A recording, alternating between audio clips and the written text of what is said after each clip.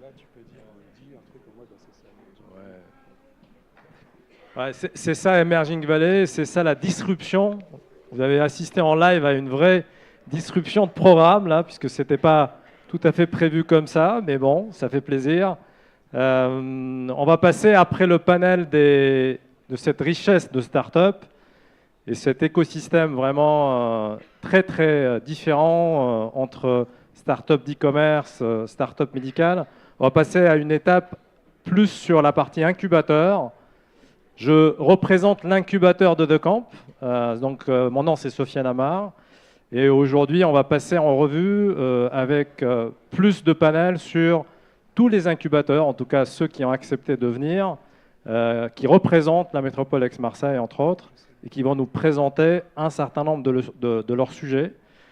De ma génération, on n'avait pas besoin d'incubateurs, puisque ex-entrepreneur que j'étais, les incubateurs n'existaient pas. On peut se demander aujourd'hui, incubateur, accélérateur, dans un monde qui bouge extrêmement vite, et notamment le digital est un vrai sujet, autour de cette extrême violence de la rapidité des business. L'ensemble des incubateurs qui se sont créés à partir de 2009-2010, est-ce qu'ils ont apporté une vraie valeur pour les startups? Et je pense que le vrai sujet autour de ça, j'ai eu vent beaucoup d'accès au capital, capacité d'exécution, l'idéation, tous ces sujets-là, l'interaction avec des grands comptes, sont des sujets très porteurs aujourd'hui sur comment exécuter une startup aussi vite. Et je vais inviter au niveau de ce panel-là l'ensemble des incubateurs accélérateurs, donc je vais démarrer par les gens que je connais. Patrick de Syrie, donc de PayFactory, Nadia de la société Le Carburateur, Christian, Marseille Innovation, Christian Ray, Vincent Richer-Lacoque, Jeanne Hénin, l'AFD, Agence française de développement. Elle est là, magnifique. Leslie Razan, Accède Provence. Et Pierre Nouguet, Ecosys et Cleantech Open. Je vous propose de vous installer tous, peut-être un peu comme nos start-upers l'ont fait. On a aussi un peu de place par là.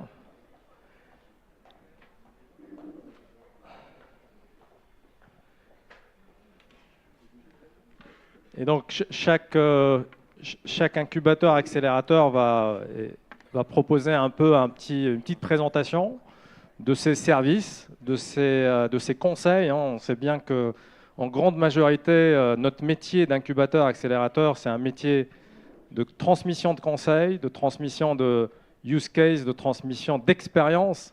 Et c'est la passion vraiment de cette transmission qui nous anime au quotidien et pas autre chose. Donc c'est un métier où le business model n'est pas simple aujourd'hui, on le sait bien, mais qui a fait vraiment ses preuves, notamment aux États-Unis, et que quand on voit des gros incubateurs comme Y Combinator qui reçoivent 7000 dossiers pour un appel à candidature, on sent qu'effectivement, il y a un vrai sujet au travers de l'accélération de conseils, de la capacité d'exécution, notamment des sociétés en pur amorçage. Donc l'apport de ces sociétés est vraiment fondamental. Donc Patrick, je te donne la main. PayFactory, première accélérateur. Ouais. Bonjour, vous m'entendez? Oui. Bonjour à tous. Alors d'abord, merci Samir pour cette organisation et de Emerging Valley, parce que je trouve que c'est remarquable. Je trouve que c'est une excellente initiative et ces opportunités qui vont se créer vont dynamiser un peu la connexion entre les deux phases de la Méditerranée. Moi, j'ai été surpris par le dynamisme de nos élus, Didier Paracan. Je trouve que c'est bien d'avoir des élus comme ça qui, effectivement, sont près du monde économique. Ça change et je trouve que c'est une bonne chose pour nous, Marseillais, d'avoir des élus qui s'impliquent à ce niveau-là. Alors, PayFactory, la tribu des startups. Alors, attendez, je pense que j'ai la zapette qui me permet d'avancer.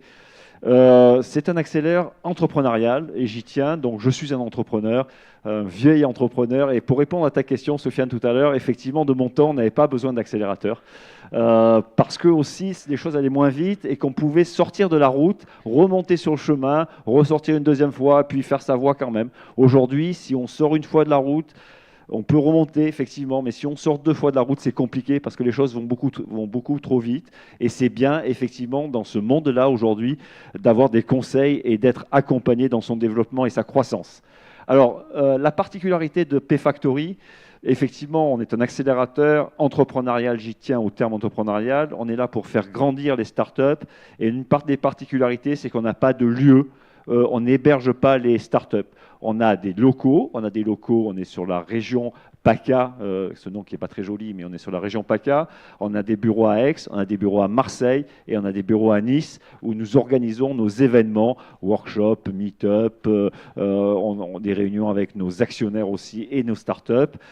Mais on n'héberge pas effectivement nos startups. Le fondement de Pfactory, c'est répondre effectivement aux besoins des startups. Alors, on les a recensés, il y en a 6 qui sont recensés. Enfin, je vais en prendre 3 au hasard. C'est essentiellement développer le chiffre d'affaires, c'est-à-dire vous aider à trouver des clients, effectivement vous faire bénéficier de mentorat, d'entrepreneurs. C'est moi qui ai fait une bêtise ou pas? D'entrepreneurs expérimentés. Deuxièmement, et troisièmement, vous aider à trouver des financements, ça va des prêts aux subventions et on vous aide effectivement au niveau de la levée de fonds.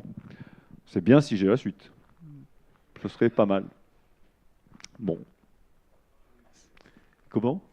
Il faut que j'appuie? Non, ça marche pas. Voilà, alors attendez, on va revenir en arrière. Voilà, donc et effectivement aussi savoir se structurer au niveau de son équipe et de sa gouvernance. En gros, on vous apporte du chiffre d'affaires, on vous apporte des financements et des avantages, et tout ça grâce à notre réseau et à notre accompagnement entrepreneurial. À l'origine, donc c'est une SAS, c'est une SAS au capital de 6 millions d'euros. Ces 6 millions d'euros ont été apportés effectivement par des actionnaires, des entrepreneurs emblématiques, pour certains qui sont de la région peuvent reconnaître, emblématiques de la région marseillaise, qui sont tous des entrepreneurs, et 2 institutions, la Caisse des dépôts et la Caisse d'épargne, qui nous ont rejoints au capital. Je fais rien moi pourtant, qui nous ont rejoints au capital. Donc ces actionnaires, ces actionnaires effectivement, c'est sympathique, sont là pour nous apporter effectivement du deal flow, parce qu'on connaît toujours quelqu'un qui veut monter une start-up, et ils sont surtout là pour accompagner effectivement nos start-up s'il y a une affinité particulière sur un business particulier. Et ils investissent aussi à titre personnel, on va y revenir tout à l'heure, dans nos start-up. Ça, c'est très important. On se situe vraiment au cœur de l'écosystème de l'innovation. C'est-à-dire qu'on travaille effectivement avec les incubateurs, on travaille énormément avec les pépinières, on travaille avec toutes les écoles. On a même créé un concours qui s'appelle le Golden Trophy pour les écoles. On travaille avec aujourd'hui des investisseurs parisiens style Partech, XO, Isaiah, Brega ne venaient pas à Marseille parce qu'ils ne connaissaient pas les startups qui étaient dans la région. Aujourd'hui, ces gens-là viennent et disent « Montrez-nous vos startups, on a envie d'investir sur la région ». Il y a un vrai changement aujourd'hui au niveau des mentalités et la façon dont on est vu Marseille par rapport aux Parisiens. Et on travaille aussi bien sûr avec toutes les banques, bien qu'on ait la CEPAC au capital, on travaille avec le Crédit Agricole au niveau des prêts, avec le CIC, avec effectivement la BNP aussi. Pfactory a créé un club Open Innovation qui aujourd'hui comprend 22 ou 25 grands comptes, où il y en a quelques-uns ici qui sont cités, Orange, Engie, etc. Ça permet effectivement, ce qu'on veut créer, c'est des liens entre les startups, mais pas celles de Pfactory, de l'ensemble de l'écosystème et les grands comptes, un dialogue qui est enrichissant, enfin qui est gagnant-gagnant, enfin on sait très bien ce que c'est que l'Open Innovation, mais ce club existe en région, il existait à Paris à travers Paris & Co. Aujourd'hui, il existe à Marseille et on fait énormément d'ateliers, de manifestations, de mise en relation pour développer le business avec les grands comptes et les startups. Donc, on est vraiment au cœur, et bien sûr la French Tech, où on est vraiment très lié, et la French Tech a fait beaucoup pour ce territoire. Elle a permis effectivement d'être un peu vue au niveau de la région. Aujourd'hui, quelques chiffres depuis, c'est un peu énervant, je suis désolé, mais depuis la création en 2014, et les chiffres, j'aimerais bien les avoir. Nous avons à peu près rencontré 400, nous avons reçu 400 candidatures. Nous avons intégré à Pfactory 78 startups, 21 ont levé des fonds. La SAS Pfactory donc, a investi 515 000 euros. Nous avons proposé ces 21 startups à nos actionnaires qui, eux, ont mis à titre perso 607 000 euros. Donc 1 million, en gros 1,1 million. Ces 1,1 million ont permis effectivement d'aller voir des fonds et on a levé donc 9 millions d'euros plus 3 millions de dettes. Donc au total, les 515 000 euros mis par Pfactory ont un levier de 25 sur le montant total financement plus capital auprès de ces startups. Notre modèle, il est simple, c'est aucun frais, c'est 0 frais pour la startup. On prend 5% au nominal, au capital, quand la startup est intégrée dans Pfactory. C'est une promesse de cession de parts, donc on n'est pas très engagé. Et la startup peut se retirer si elle trouve que pendant 12 mois, effectivement, on n'arrive pas à dialoguer, à se comprendre. Donc elle peut se rétracter quand elle veut. Et un élément fort, c'est qu'au moment de la première levée de fonds, Pfactory met un ticket lors de cette levée de fonds de l'ordre entre 25 et 50 000 euros pour montrer aux autres investisseurs que nous qui accompagnons cette start-up depuis 1 an, nous connaissons bien l'équipe, nous avons bien vu son modèle économique, nous y croyons et pour vous le prouver, nous mettons de l'argent. Ça, d'un seul coup, ça dénoue effectivement les bourses des porte-monnaies des autres investisseurs qui viennent beaucoup plus facilement compléter le tour de table de la levée de fonds. Voilà, donc je suis à votre disposition tout à l'heure, je crois, dans un des bâtiments pour répondre à vos questions plus en détail, sur une présentation beaucoup plus détaillée de ce qu'est Pfactory et ce que peut vous apporter l'accompagnement fait par Pfactory. Voilà. Merci Patrick. On va passer au deuxième incubateur, accélérateur, le carburateur. Je ne sais pas improviser, je vous préviens. Alors moi c'est bien, j'ai pas de présentation, donc je suis un peu tranquille du coup. Donc Nadia va nous présenter le carburateur.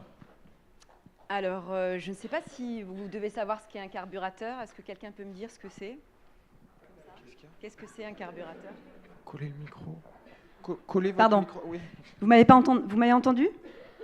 Est-ce que vous savez ce qu'est un carburateur? Oui, mais comment ça fonctionne en fait? Ça booste. Le carburateur, c'est un petit composant du moteur qui, grâce au mélange de l'air et du carburant, permet de propulser un engin. Donc c'est un petit peu le principe du carburateur, le pôle de l'entrepreneuriat. On a mélangé un peu tous les ingrédients nécessaires à un bon démarrage et à la consolidation des jeunes entreprises. Donc, comment?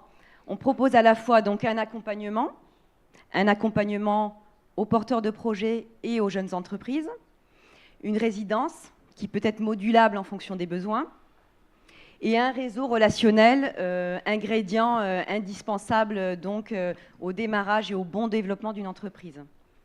Donc pour qui? Pour les jeunes entreprises. Le carburateur accueille et accompagne les jeunes entreprises de 0 à 4 ans et les porteurs de projets, comme je vous le disais tout à l'heure, qui consiste donc à accompagner et à amorcer les projets de création d'entreprise. Donc dans une diversité d'activités, donc à la différence peut-être de mes collègues aujourd'hui, on n'est pas dans l'innovation. La richesse du carburateur, c'est aussi le mélange d'activités. On accueille au carburateur aussi bien des experts comptables, des artisans, la compagnie des bocaux qui me vient à l'esprit comme ça, quelques start-up aussi également, mais c'est vraiment cette diversité d'activités qui peut-être fait notre richesse. Donc l'accompagnement des porteurs de projets, donc dans la phase études de marché, business plan. L'accompagnement des jeunes entreprises dans leur positionnement stratégique, dans la définition d'une stratégie commerciale, marketing, et puis en fonction de leurs besoins également.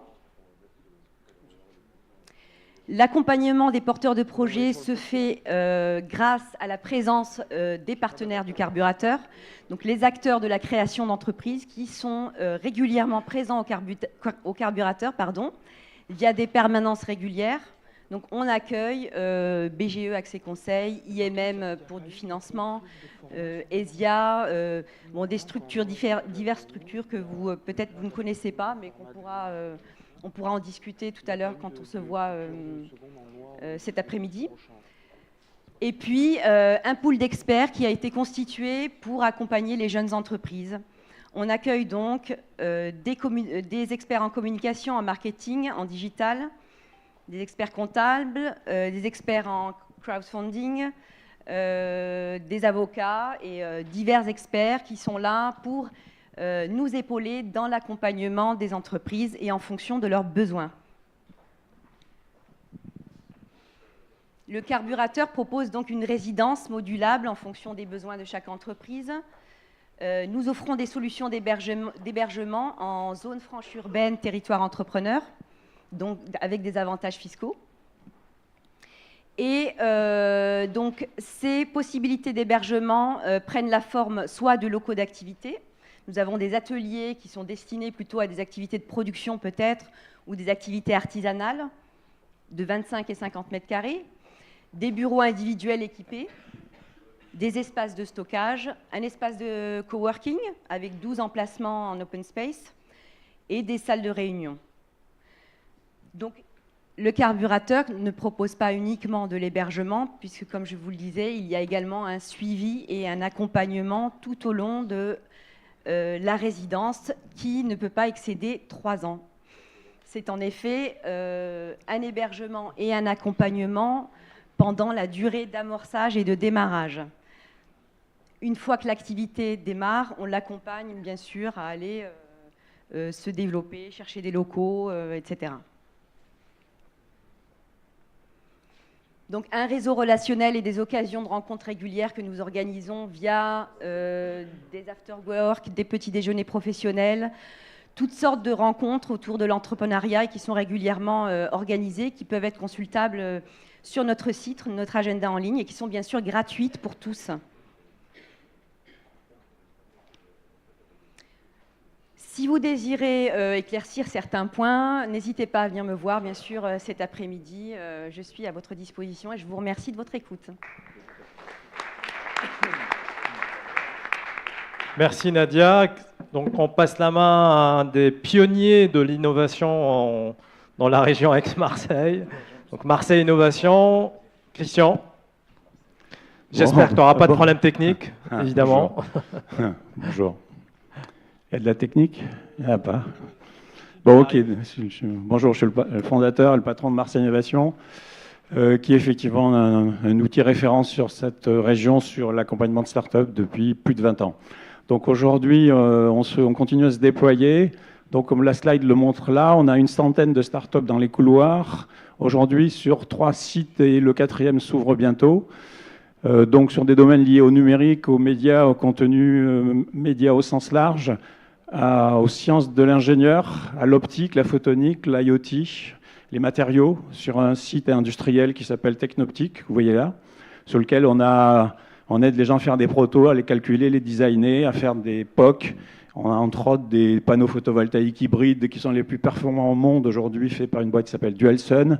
On a les premières machines de prototypage rapide, de fusion laser pour matériaux précieux, qui est la première machine en France, etc. Donc on a des premières mondiales dans ce bâtiment qui s'appelle Technoptique, qui est sur le Technopole Château-Gonvert.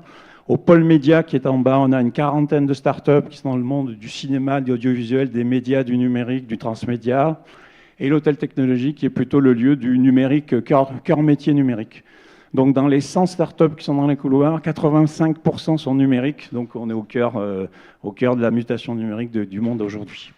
Et on est en train d'ouvrir pour la première fois avec une banque, donc LCIC pour ce qui nous concerne, une place de l'innovation en cœur de ville à Marseille qui va attirer des gens dans le domaine des fintech, des legal tech, du e-tourisme, et on va essayer d'y faire de la transformation sociale, sociétale, en rapprochant les commerçants, eux et les commerçants des entreprises du numérique pour faire la partie e-commerce des commerçants du centre-ville de cette grande ville marseillaise qui a quand même beaucoup de difficultés économiques. Et on a un incubateur MIT-Africa, je vais dire 2 mots dessus, qui est donc opérationnel depuis 2 ans, qui accompagne des entreprises sur la Méditerranée et une partie de l'Afrique. J'appuie là. Donc juste en quelques chiffres, allez, nos chiffres clés sont là. Donc on rentre une quarantaine de nouvelles startups dans les couloirs tous les ans. On a effectivement 500 ou 600 dossiers en instruction. On les accompagne sur 10 000 m² de 10 000 m² intelligents avec des mentors, 25 experts, une équipe de 15 personnes, avec des taux de réussite assez significatifs. Ces boîtes, ça représente à peu près 300 emplois aujourd'hui. Et on a effectivement monté pour à peu près 25 millions d'euros de dossiers obtenus pour nos entreprises ces 5 dernières années. Il y a quelque chose qui est intéressant qu'on est en train de faire depuis 2-3 ans, on aide nos entrepreneurs et ça nous aide à nous aussi à se rapprocher des grands groupes. Donc on a une offre aujourd'hui qui s'appelle Emilab, qui permet de rapprocher les grandes organisations, les grandes banques, des petites startups avec un modèle économique au passage qui est tout à fait intéressant. Et on a donc aujourd'hui une vingtaine de projets qui sont incubés dans l'incubateur MIT-Africa, qui sont entre, je vais le montrer après.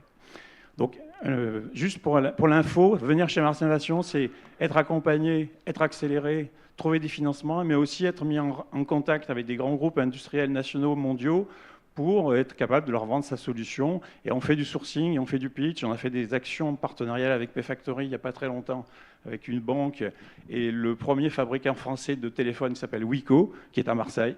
Bon, par exemple. Donc on fait de l'intrapreneuriat, de la formation, du sourcing de start-up pour les grands groupes.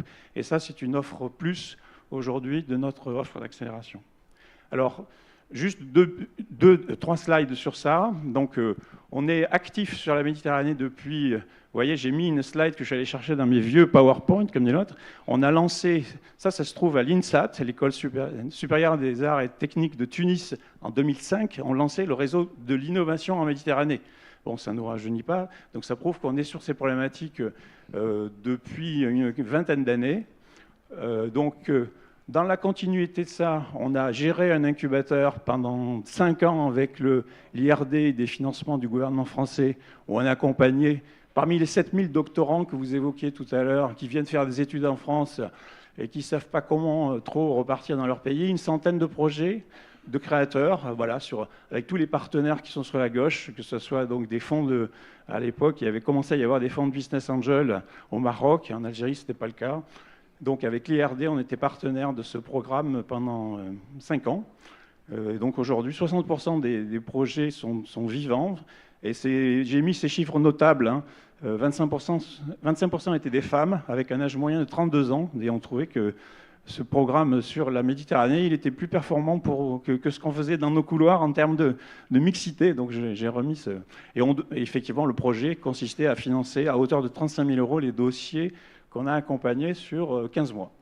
Donc ça, c'était un programme qui nous a permis de mettre le pied à l'étrier à un programme sur lequel on est aujourd'hui pour nos amis africains. Donc aujourd'hui, on a un incubateur qui s'est élargi à l'Afrique, qui comprend, au-delà de Maroc, Algérie, Tunisie, le Mali, le Cameroun et le Sénégal, dans un premier temps, mais on est en cours d'élargissement sur d'autres pays avec les Anglais. Et donc, on accompagne sur 15 mois, toujours pareil, des projets qui sont co-incubés, co-accélérés des deux côtés de la Méditerranée et de l'Afrique, sur des domaines qui sont énergie, santé, biotech, IT, IoT, agroalimentaire, services. Voilà. Donc aujourd'hui, on est en fin d'accompagnement sur la première cohorte, pour nous, d'une vingtaine de dossiers. Et c'est un projet porté par l'IRD en France, que ceux qui sont dans le domaine agro et sciences du vivant connaissent dans les pays du Sud. Et on est en partenariat avec les Allemands sur ce programme, donc, et la GIZ. Et donc c'est un projet franco-allemand. Donc on a d'ores et déjà un pays en Afrique et au Maghreb, bien sûr, depuis 20 ans. Et on essaie de monter des problématiques de co-incubation, co-accélération, puisque, comme vous l'avez tous évoqué tout à l'heure, et le numérique devient un secteur central, mais pas que, parce qu'on a quand même beaucoup de projets portés sur des domaines liés aux ressources propres des pays, sur leur agroalimentation, agro-food. Voilà. Voilà rapidement ce qu'on fait chez Mars Innovation depuis une vingtaine d'années. 21 pour être précise, puisque c'est aujourd'hui que j'ai créé Mars Innovation, il y a 21 ans. Voilà. Bon anniversaire, Christian. Merci. On passe à la coque. Vincent.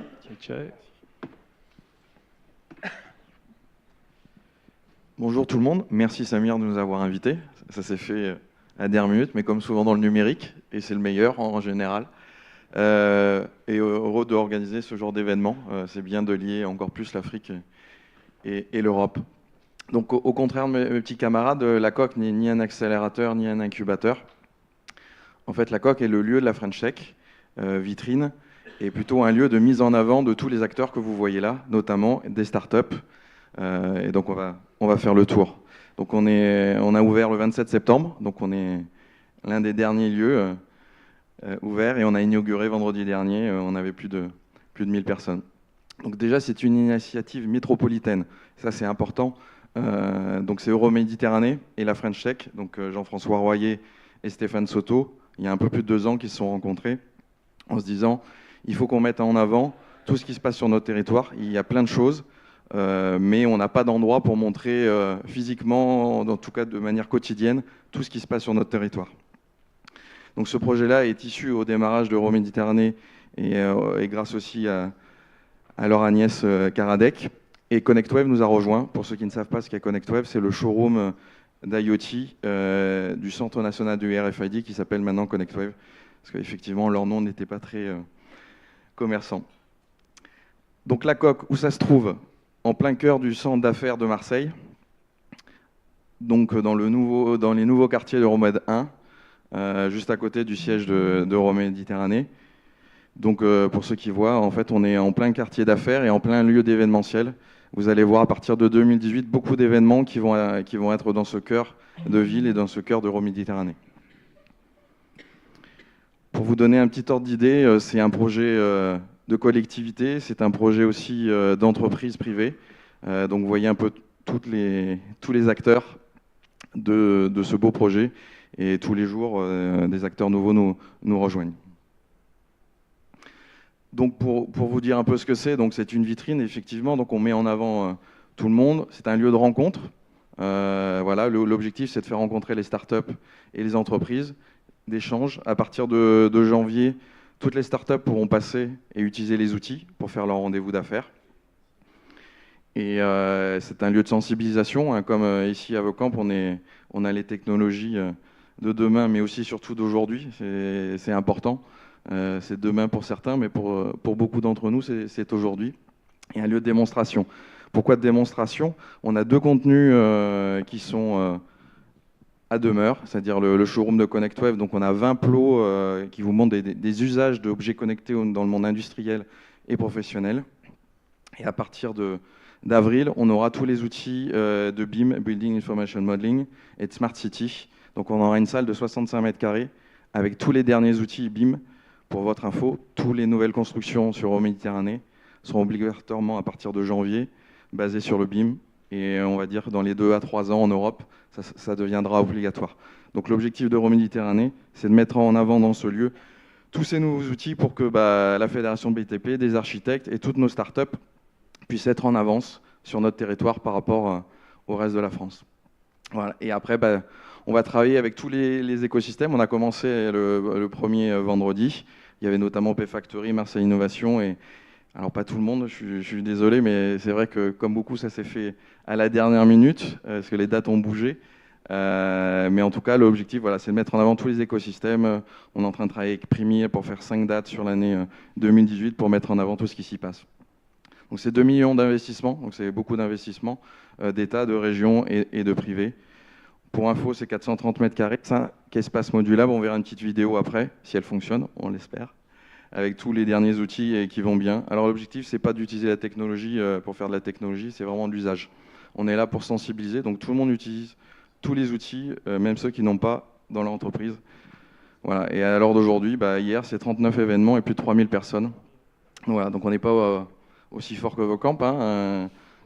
On a 3000 de retard, mais... On n'est pas en concurrence. Mais non, au contraire, parce qu'effectivement, nous, on n'est qu'une vitrine et on a besoin de contenu. Et donc, on a besoin de tous les écosystèmes. Alors là, est-ce que je vais réussir, moi, à la lancer d'ici? Ouais.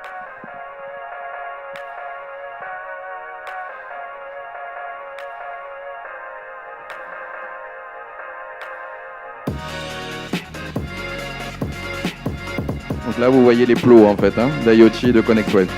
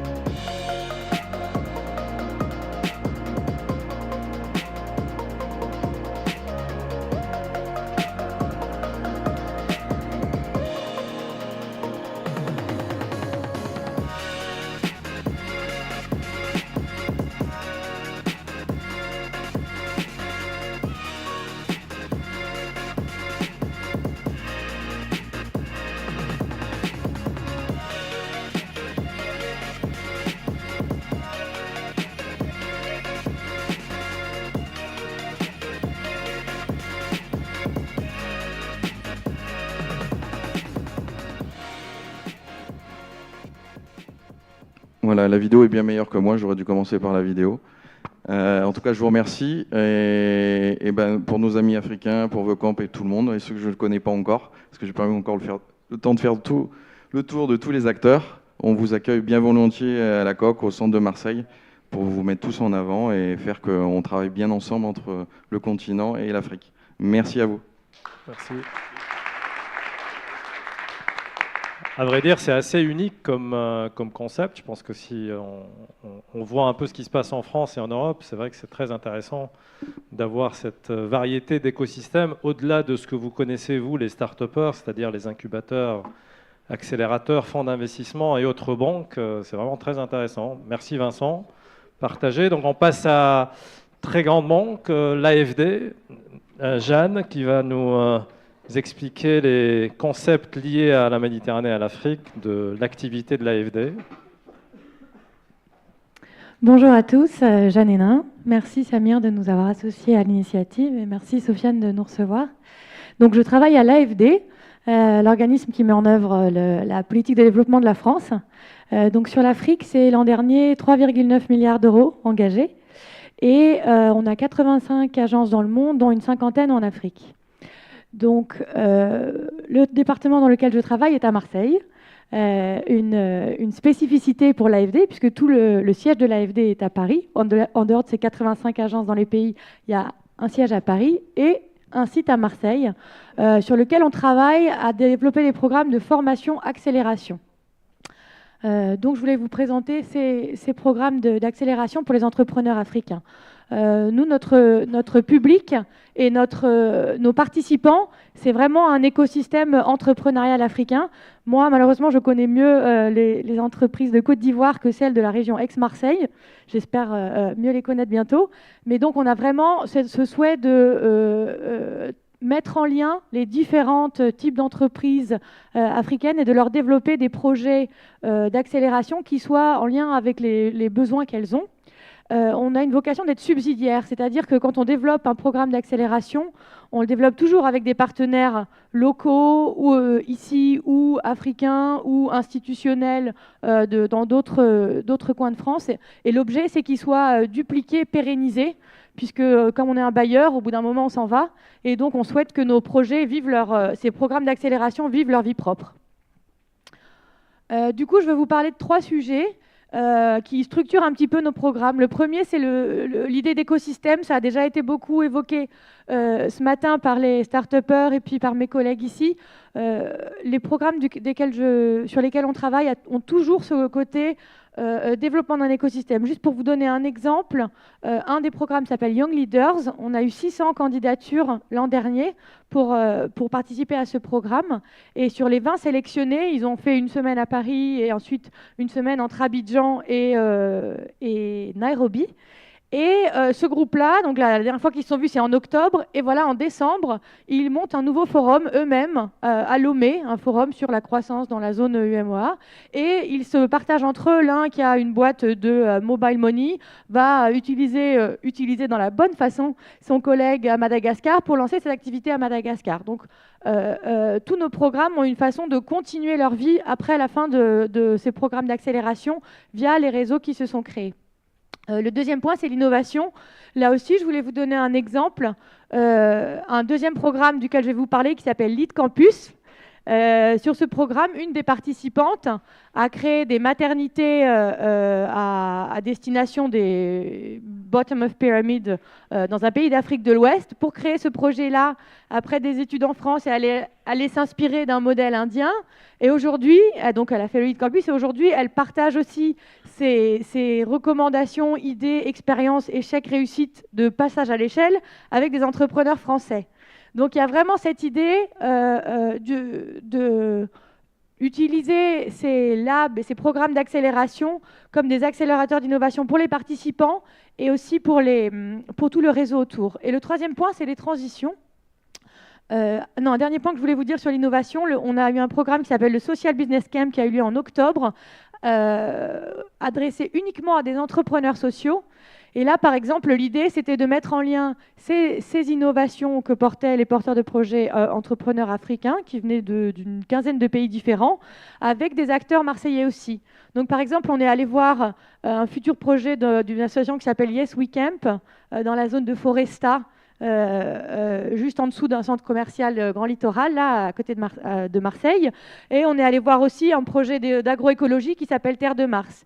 Et l'idée, c'était vraiment, ce qui est ressorti de ces sessions de partage, c'est que autant Terre de Mars a été inspiré par les projets agricoles qui étaient présentés, dont un qui s'appelle la Grainothèque en Côte d'Ivoire, qui vise à recenser les graines et à réintroduire des différentes cultures en Côte d'Ivoire.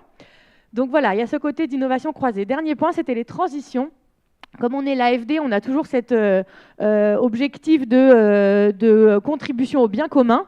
Donc on va toujours accompagner des projets qui ont un objectif sociétal, donc environnemental, social, ou si c'est un objectif purement business, on va les accompagner dans la mise en œuvre des transitions pour que leur modèle soit plus circulaire, toujours dans une logique de business model.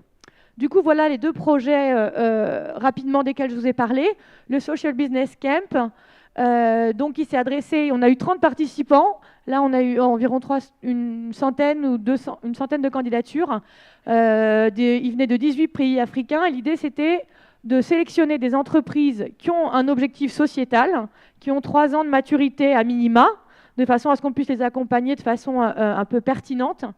Et on a parlé un petit peu des thèmes que vous voyez à côté, c'est-à-dire beaucoup d'ateliers entre eux, puisque c'est le partage animé par des expertises externes qui est le plus fructueux. C'est toujours des programmes co-construits avec les participants. Donc les sujets, c'était comment on anime et on utilise l'intelligence collective, qu'est-ce qu'on peut utiliser comme technique de coaching. Et après, des sujets très techniques, distribution au bas de la pyramide, marketing digital, capital humain, comment j'évalue si je suis mûr pour le passage à l'échelle ou pas. Et beaucoup de revoir et revoir mon business model. Puisque, voilà. Donc ce projet-là, vous pouvez le suivre sur Facebook. Il y a une communauté SBC Marseille qui a 10 000 followers environ. Et il y a un site internet et il va y avoir une plateforme de learning en ligne. Parce que l'idée, c'est d'avoir des contenus qui soient accessibles pour tout l'écosystème autour. Le deuxième programme dont je voulais vous parler, c'est le Lead Campus. Et il y a Samatar, que je vois au premier rang, qui a participé au Lead Campus. Alors, je n'ai pas intérêt à me tromper. Du coup, Lead Campus, c'est un programme aussi mené par l'AFD avec des partenaires africains et français. Donc, Sciences Po Paris, l'Université de Cape Town et l'ISM de Dakar. Encore une fois, c'est un projet qui ne s'adresse qu'à un public africain. Du coup, là, on est en phase de recrutement de la 3e promotion. Et l'objet, c'est d'avoir une accélération. C'est toujours la même idée d'accélération, mais cette fois, c'est sur 6 mois. Et avec 3 fois une semaine en présentiel, une semaine sur le leadership à Cape Town, une semaine sur les enjeux business à Dakar, et une semaine sur les enjeux sociétaux à Paris pour l'instant, peut-être à Marseille bientôt. Mais donc, où les enjeux sociétaux, on va travailler plutôt sur comment je revois mon modèle de façon à ce qu'il réponde à des enjeux de transition aussi. Ça, c'est accompagné par des mentors africains et français. Et en même temps, les participants arrivent avec un projet et qu'ils doivent pitcher et présenter à la fin. Dernier sujet, vous avez vu tout à l'heure un groupe en haut à gauche de la salle, qui était un groupe d'intrapreneurs africains C'est un programme qui s'appelle le Play, c'est les labs innovation qu'on fait pour des intrapreneurs. Et du coup, ça, c'est ouvert, encore une fois, à un public africain exclusivement. Et ils apprennent plutôt le volet comment est-ce que j'intègre l'innovation dans mon enjeu, un peu comme les programmes d'Open Innovation qu'évoquaient mes collègues. Voilà, du coup, moi, je suis ravie d'être ici cet après-midi, si vous voulez en discuter, pour deux choses, à la fois trouver des mentors, des participants pour nos programmes dans les start-upers et les participants africains d'Emerging Valley. Et la deuxième chose, c'est pour le volet subsidiarité. Là, je m'adresse à mes collègues sur le plateau, puisque nous, on a vocation à ce que nos programmes soient pérennes et plus portés par l'AFD au bout de quelques années. Donc, on souhaite les externaliser de plus en plus avec des partenaires locaux. Merci. Merci beaucoup, Jeanne. Fabuleuse banque, l'AFD. On va passer à Leslie de Acced Provence avant Pierre, donc pour finaliser un peu cette session. C'est magnifique pour l'instant, la technique, à part on a fait exprès pour P-Factory, je pense. Eh bien, bonjour à tous et à toutes. Je suis Leslie Razan, présidente d'Acced Provence Entrepreneur. Ah. Ça commence bien. Fallait pas que je parle. Présidente donc d'Acced Provence Entrepreneur, association de conseil en création d'entreprise de l'école de commerce Kedge Business School. Donc, je voulais tout d'abord remercier toute l'organisation et Samir pour m'avoir laissé intervenir aujourd'hui. Alors, Acced, qu'est-ce que c'est? Quelques missions d'Acced. Il y a d'abord deux volets. On a d'abord le volet conseil. Ce volet conseil a pour but d'accompagner le mouvement entrepreneurial et de favoriser le développement de l'emploi dans la région PACA. Notre cœur de métier, si ce n'est notre âme, si je puis dire, c'est de pouvoir aider les porteurs de projets à créer leur entreprise, et ce, par la pratique de prestations à tarifs préférentiels.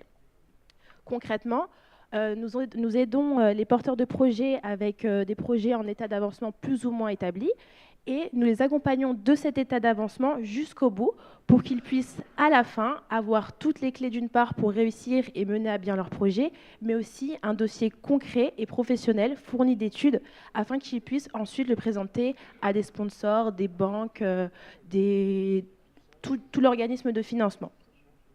Au-delà de ça, on a un volet événementiel. Nous organisons le premier concours euro-méditerranéen de la création d'entreprise qui se situe dans notre journée appelée le phare de l'entrepreneuriat.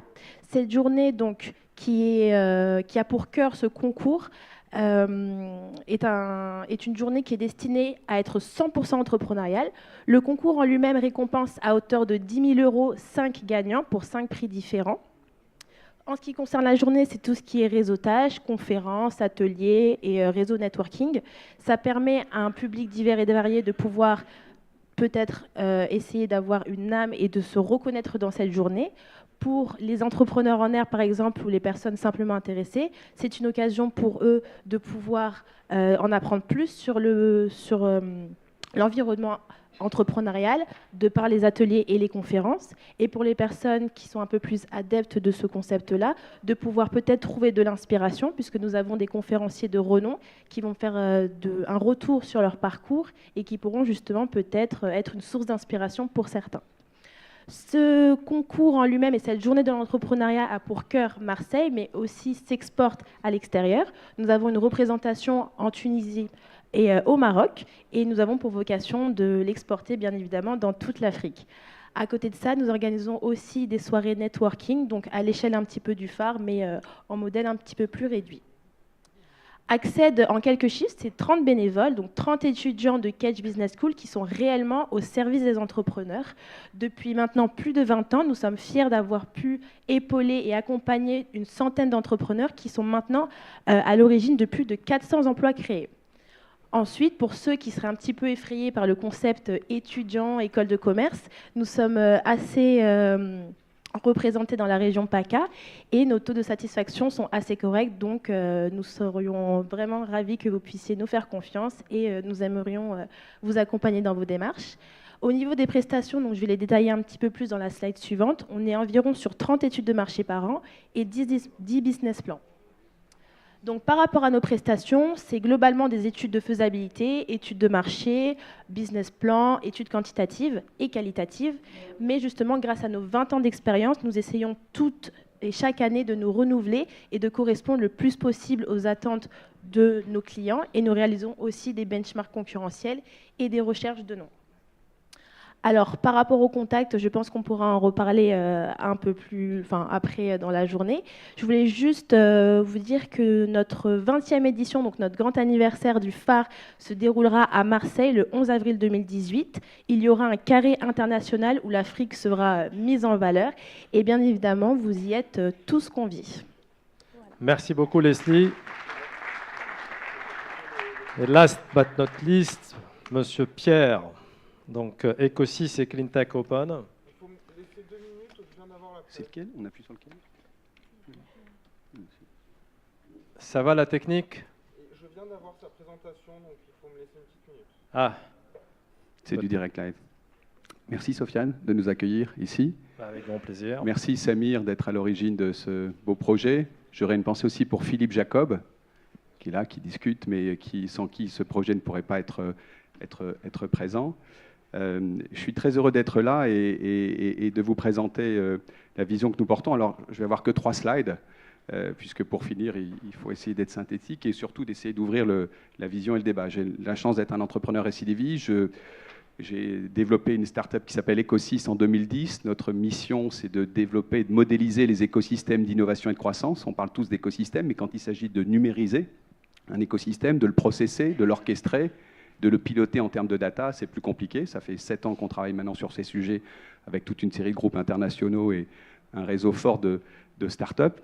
Et pour développer cette logique d'écosystème, on a décidé de passer par les sciences du vivant et de comprendre ce qu'étaient les sciences du vivant. Alors pas les biotech, mais les clean tech, parce que nous étions convaincus en 2010 que les sciences du vivant, dans la logique de technologie propre, allaient révolutionner la planète sur un certain nombre de sujets.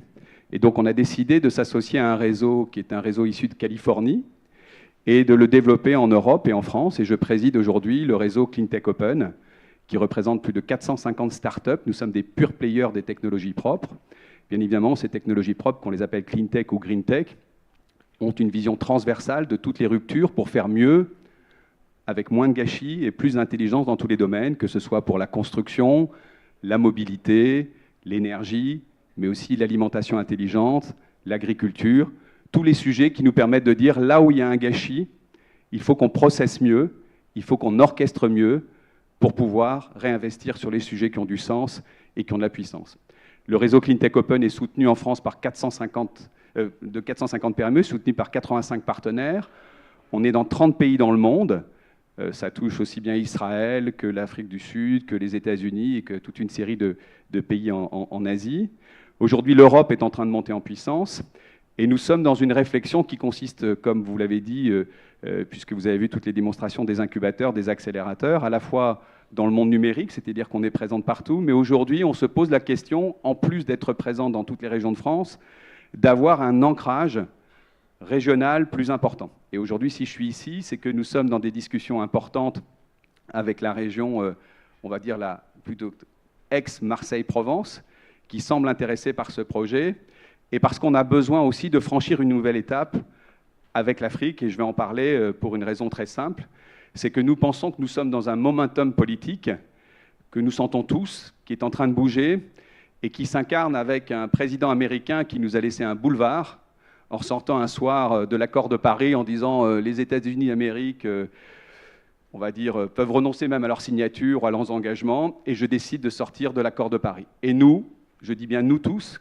que ce soit un certain nombre d'Européens et d'Africains, on a décidé de saisir une opportunité. Alors elle s'incarne avec un homme, on peut dire ce qu'on en veut, mais en tout cas déjà un homme jeune qui pilote la 5e nation ou la 6e nation mondiale, peu importe, mais ça booste les esprits parce qu'un certain nombre de politiques ne s'y attendaient pas, un certain nombre de médias. Et surtout, il a pris une vision, une leadership sur laquelle, en tout cas, moi je m'associe, nous nous associons, de dire on a du boulot pour la planète et il faut être capable de changer ce qui se passe sur la planète. Parce que si tout était parfait sur la planète, ça se saurait. Et effectivement, on a un certain nombre de défis, non seulement environnementaux, mais technologiques, mais aussi de philosophie de vie en commun. Qu'est-ce qui nous fait converger ou qu'est-ce qui nous fait diverger?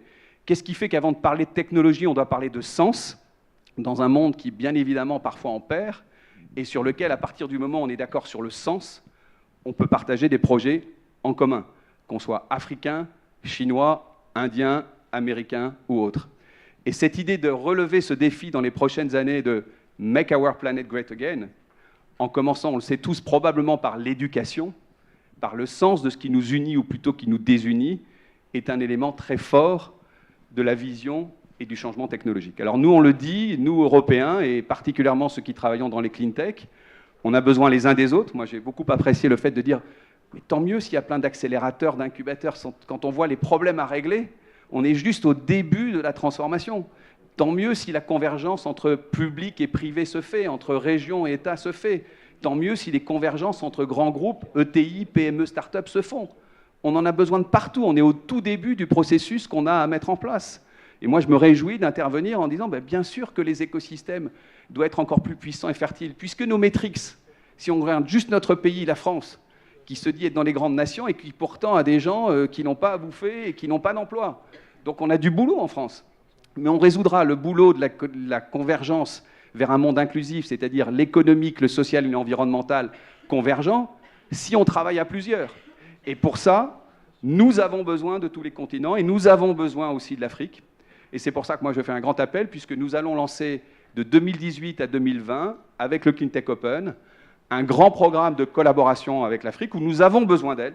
Et je remercie Samir, la vision qu'il a écrite dans son bouquin, où on voit l'état d'esprit des entrepreneurs africains, qui commence par le sens, et surtout qui commence par « on a commencé à monter notre boîte parce qu'on avait un problème et qu'il a fallu qu'on trouve une solution ».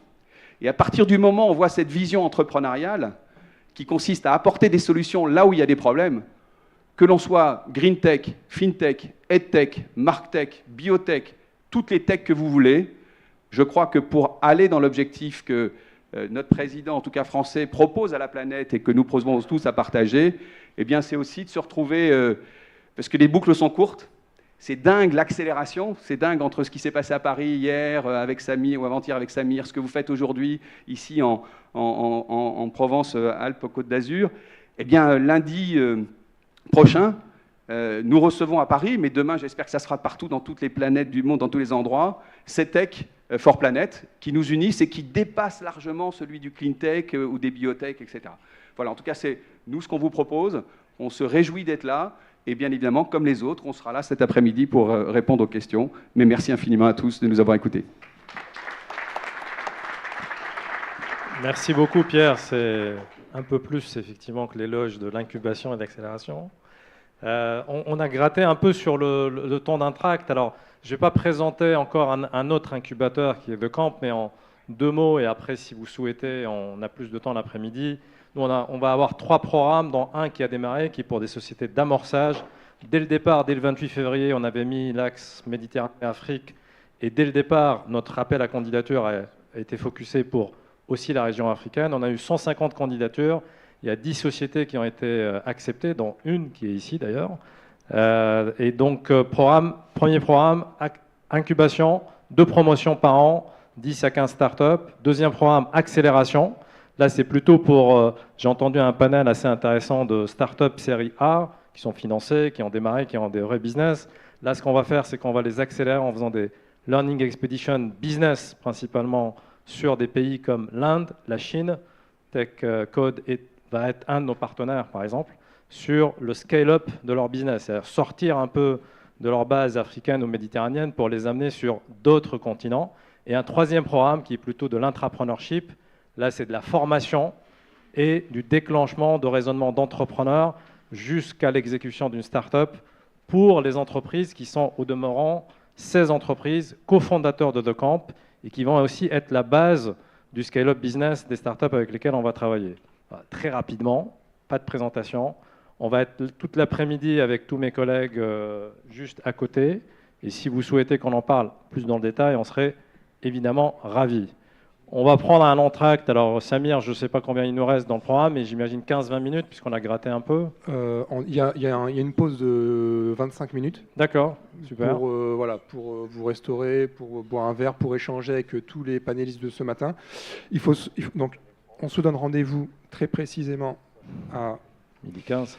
midi 5, très précise, pour la keynote de la Banque mondiale qui va intervenir depuis Bamako. Donc c'est le bureau Afrique de la Banque mondiale qui souhaite développer des ponts entre l'Afrique subsaharienne et Aix-Marseille, notamment au niveau des accélérateurs et des incubateurs. Ils vont nous présenter leur projet d'incubateur qui s'appelle Cubaniso. Donc c'est une séquence qui va durer 15 minutes. Et ensuite, ce sera le dernier panel sur l'innovation inversée qui est modéré par France 24 et Farah Bouchrak qui va conduire ce panel. Donc c'est la pause et rendez-vous dans 25 minutes. Merci. Et on applaudit encore une fois donc Nadia, Patrick, Vincent, Christian, Leslie, Jeanne, Pierre et le modérateur Sofiane Amar. Merci à tous.